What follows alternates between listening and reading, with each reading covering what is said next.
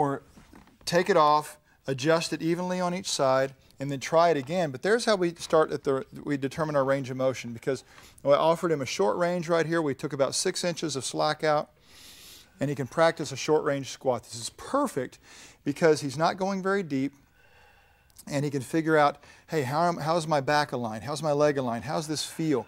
Am I letting my rib cage drop, which is letting my spine cave in and round on me?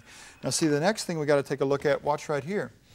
See how his feet are a little wider than shoulder width, and this new bowflex xtreme2 has a great platform for this, and they're also pointed outward. As you move your feet wider, you've got to also change their angle. You see that? And he's got his toes very slightly wider than his heels, and his thighs are going to go the same direction that his feet are pointing. This is critical. And every time he's done this, I've watched over the past couple reps, and he's done it perfectly every time. What you have to pay attention to is that you're not letting your knees go to the center. Can you show them that? How knees, not necessarily forward, but how some people go down, their knees go towards the center. Yeah, some people do this. And it's not just a male versus female thing, although some people say it's more common in females to head that direction. And there's a lot of reasons why this can happen. It can be actually occurring in the foot, in the knee, in the hip. But the thing I would like for you to do is use your control to point your knees out in the direction of your toes. So these angles are congruent, going the same direction. And once you get pretty good at making sure all these things are happening, then we can add some more range. And I'm going to just make it a little bit lower on you.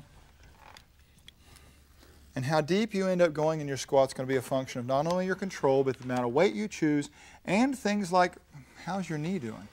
If you've got arthritis, if you've got knee problems, you're going to need to alter all these things. But that's not a bad squat right there. Some people say you have to squat to parallel and that kind of stuff. Parallel meaning when your thigh gets parallel to the ground. Well, we're just short of that here. He's squatting to a roughly 90-degree bend in the knee, which is short of parallel. He would get a great workout from this. There's not any reason to go deeper. If you have a goal that specifically requires you to go deeper, just realize you're doing so at your own risk. And you may like that feeling even, but it's not necessarily more beneficial. If you honestly think it's more beneficial for your goal to go deeper, then go ahead and do it with caution. One of the nice things about the bowflex is as you're going deeper, the rods are bending less and less. So at the top is where the rods bend the most and where you're getting the most resistance. That's a nice resistance profile for this exercise.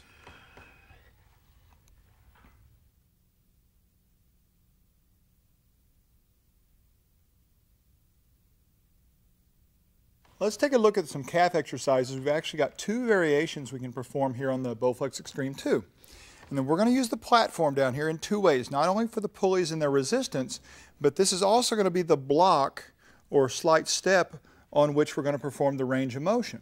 So Josh, come around here. The first one we're going to do is just a single leg movement. And there's a reason for that, because in order to hold the resistance, you're going to use one arm, and just go ahead and put your left foot up on here. Yeah, and then we'll have the weight in the left hand. And then he's going to use his right hand to help stabilize. And the reason we're starting with this one is because the next version is going to require some stability from you, some active support and active balance. But you notice right here the key things. His whole ball of his foot is up on the platform. Can you see that? So it's not just his toes. Some people call this a toe raise, and we're not raising the toes, we're actually raising the heel. And the whole ball of your foot is up on here. And he's controlling down as far as he can go without just resting on the floor. And then he's lifting up. Now, if you really want to get something out of this exercise like never before, then don't just rock around. Take great effort in going real slow for me, Josh. Think about lifting the heel, pulling it towards the knee, and go as high as you can every time. Ah, do you see that little bit of extra right there? Can't promise you calves like Josh's, but I can promise you a sensation you never had before. Because most people either don't work calves or they really do the easiest part of the range and they don't get a lot out of them. So take your time to do it right and go all the way up. Now when you get pretty good at balancing and that kind of thing, you could do both sides by grabbing both handles. Be careful how you pick them up. Put the balls of your feet up there on the platform, and then real slowly bring your heels up towards your knees, and then real slowly go down, because so many times people get up to the top and then just fall out of this top position. Use those muscles. If you're going to work them 100% of the time, all the way up, and every inch on the way down, make them do their job. There you go.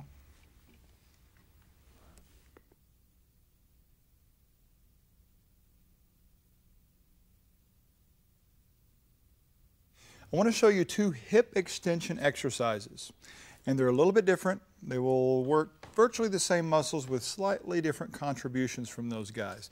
So the first one, and to hook this up, you've got to take a look because you're using the triple function grip and putting it through that arch cuff, and you need to review through the very beginning of the DVD or the tape and see how to set that up, because that's critical, and it's a great function for this hand grip that's actually very rare. You won't find very many hand grips in the world that are able to do this, but it's so useful on these exercises we're performing right now, because if you just put an ankle cuff up here, it'll want to slide up your leg, and this keeps it from doing that. So the first one, we're going to keep the knee relatively straight, and you do not have to lock it out, but the idea is to keep it really near the straight position and keep it there the whole time. Now, Josh is going to extend his hip back, and he's going to do his best not to move much up here in the trunk. And he goes, and here's the thing, most people, in terms of range of motion, can only straighten to where their leg is in line with their trunk. So if you watch somebody that's really getting their leg up real high, there's a pretty good chance that they did that by moving, all this other stuff. And maybe even by holding this still, but just moving in the pelvis, like that. So watch and see what you've got here, because more is not always better, especially if it's coming from an entirely different place. Now, this is a glute and hamstring activity. Those are the major hip extensor muscles. But this is not a spot reducing exercise. I don't care if you do 8 million of them. It will not reduce fat from your bottom, okay? No exercise, no single exercise alone can do that. That's a matter of building muscle underneath, and then how you eat and the other activities you perform to help you burn calories, and that's the best way to get rid of the deposits of stored energy called fat. So now we can make a modification of this where we bend the knee and keep the knee bent. It's going to change the hamstring contribution of this exercise a little bit. And notice he's still doing the hip extension. Can you go up any higher? It gets a little tougher, because in essence that hamstring is not working quite as hard, believe it or not, even though your knee's bent. It's not working as hard. It might be working to keep your knee bent, but it's not necessarily working at this joint as much anymore. So it's a little bit harder to get as high. You might even have to use a little bit lighter weight if you choose this exercise. They're both fine exercises. They're both great for what they do, but they're not magic. The key is performing them correctly.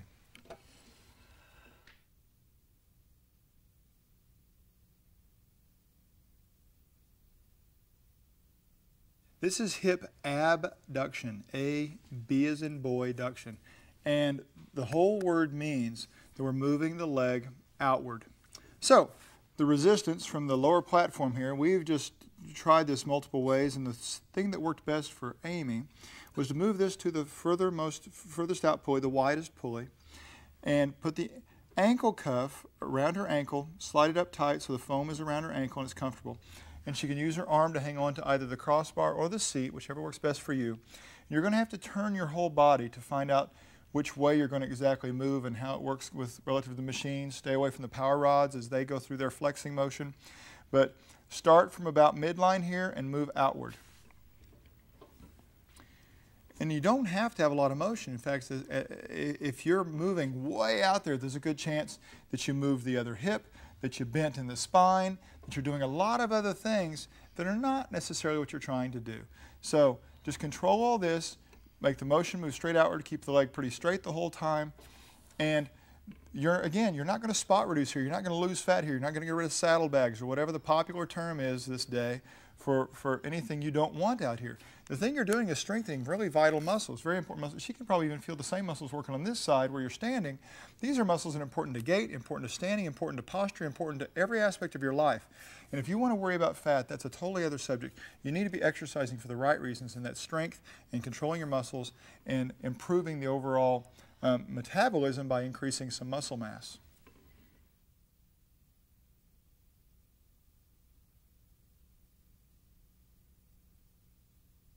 Now, there are a lot of different places in and around this machine where you can perform hip adduction, adduction, which is basically resisted movement of your leg back towards your body. Now, you can try it off to the side. You can try it with different pulley positions on the platform. Here is one version. It's a little bit different from what's in the manual. You might try them both. But this seemed to work well for Amy, who has a pretty good range of motion in this. And where she's standing, she's using the pulley from from this side of the machine that's all the way out in its widest setting while standing clear across the machine. Now the idea is to start with the leg out to the side and have resisted movement back across. Now obviously she has to hold this leg up a little bit to get over the other pulley, but that doesn't hurt a thing and it doesn't affect really what's working here. So that's not a bad idea, and that way she can go to near midline, maybe slightly cross, but you'll notice that if she really try to go over there for a minute, to really try to go over there like a ton of motion comes from other things, moving the other leg, moving the trunk, all that stuff. So don't, again, worry about how far you move, because sometimes you get clear out beyond what you originally started, what you set out to do and what you set out to work. So this is not a bad version of this. You can try some of your own if you want to, especially if you don't have as much motion and you don't have to perform quite as much motion. But this is a nice challenge for what Amy has available in terms of range.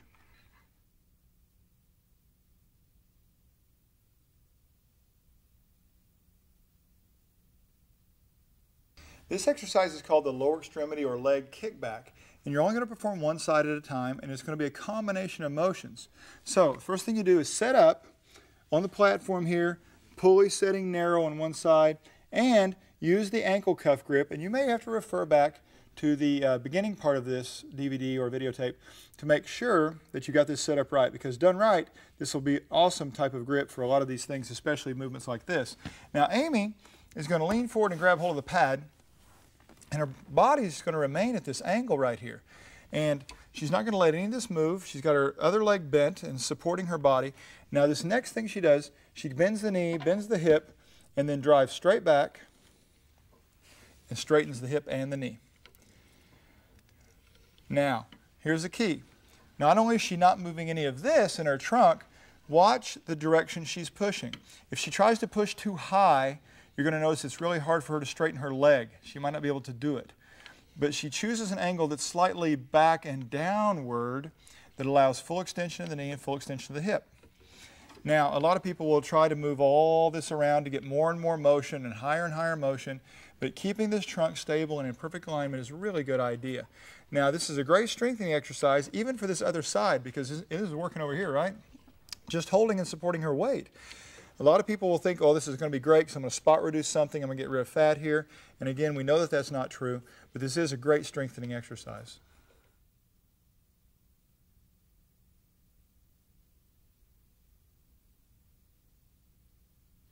This is resisted hip flexion. And there may not be a lot of people that want to perform this, but if you ever do for any sports-related reason, or even sometimes in rehab, there's reasons to do it. But here's a great way to do it on the bowflex xtreme2. We're going to use the platform pulley from the opposite side in its widest position and use the ankle cuff and kind of position it so the foam pad is around the front of the ankle and it's coming off the back so that the resistance won't drag across the side of his foot or anything. He's going to keep his knee bent, and he's going to keep an upright position where he's looking forward the whole time, and then slowly bring that knee up into the front. Now the range that he chooses to perform will determine what happens in his spine here. In fact, can I get you to hold this up for 1 second here, Josh? Because we need to see what's going on here. As he goes through the motion, the higher he goes, try to go even higher, he's going to end up with some spinal flexion and maybe even bending in the back leg. So if starting out, you may just go really short like this, which will keep this from moving. And then if you have a reason to go up higher, but then you need to decide. You have to decide, do I want to stabilize this or do I want it to move? And there's a variety of reasons why you might want to do each, but that's going to take a little more study on your part to find out beyond just this general exercise tape which way you're going to want it for specific goals. But you probably won't go much higher than up here where the thigh is parallel to the ground. And then of course, when he's finished with that leg, like all the lower extremity exercises, if you want to be symmetrical and you want to do both sides, you're going to have to swap everything around, come over here and do the hip flexion for the right leg this other direction.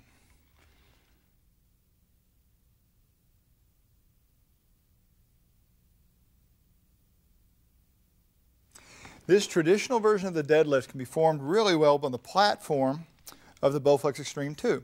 We're going to use the bar that you use for for some bar curls and squats and that kind of thing. We won't need any webbing extension this time because we're going to want to come down as low as we can, or at least work to that direction. Now Josh is going to grab it a little wider than his knees, about shoulder width or so. And because the very first lifting of the bar is his first repetition, he's really got to pay attention here. So he's going to keep his head in line with his body by kind of looking down there, and get this back straight by sticking his bottom out.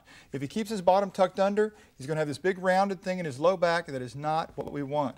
So he's nice and flat. It's kind of like a squat, knees pointed the same direction as the toes, and he's going to use the entire lower extremity while keeping this position of his spine stable, and slowly stand up, letting the bar go right past the knees and pull up to the thigh. Now as he returns to that position, every single thing he paid such great attention to before has got to be maintained. And it's really nice because the resistance of the power rods actually gives you a little less resistance when you're down here at the bottom, which is the tougher part of the range, and a little more resistance up at the top where you would potentially not even be working if you were using a free weight.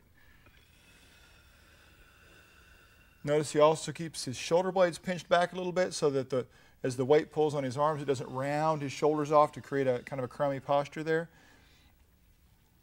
Now, you could use the adjustable webbing in here if you knew for sure that you couldn't pull from this depth right at this starting place. You could start from virtually right here with the adjustable webbing and stop about right there if you wanted to, and then stand straight up. So if you had the webbing, you would not even have to start but from right here. So that might be something to think about, and then progress to lower and lower ranges, working your way all the way down to the maximum right there. This is involving everything that's involved in a regular squat. Hamstrings, quads, even little calf muscles, a lot of low back and hips.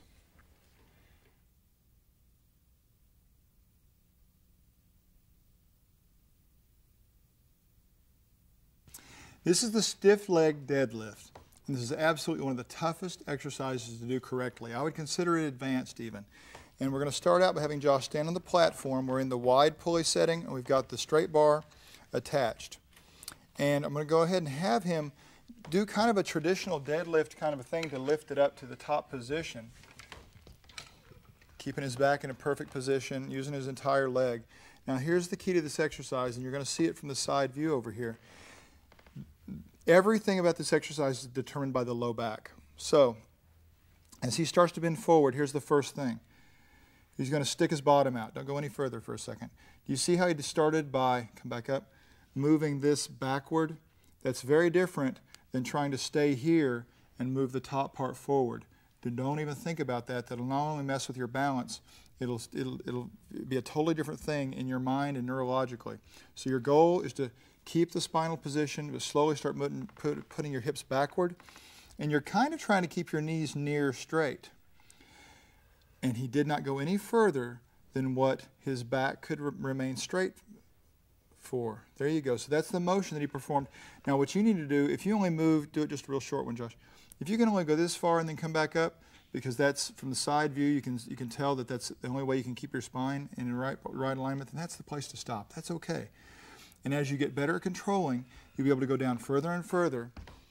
Now, if a slight bend occurs in the knee, if a slight position change occurs in the knee, that's okay. There's nothing wrong with that. Because your hamstring tension, how tight your hamstrings are, is going to determine whether you'll really be able to keep your knees near straight or have to let them bend a little bit. And if you try to keep your knees straight and you have really poor hamstring flexibility, then your back, you won't be able to go anywhere because your back will start to bend right in the middle. Then we're not going to want that. So those are the key points. Your hips will move backwards first, your back will stay straight the whole time, and we're not really that concerned about how stiff-legged your knees are. In other words, let them float a little bit. Another thing you can do, Josh, and a lot of people have a tendency to look up and stay looking up the whole time. If that bothers your neck, and it will for a lot of people, go ahead and look down at the floor as you bend forward so you're not going into extreme cervical extension up there and causing a lot of tension in this area.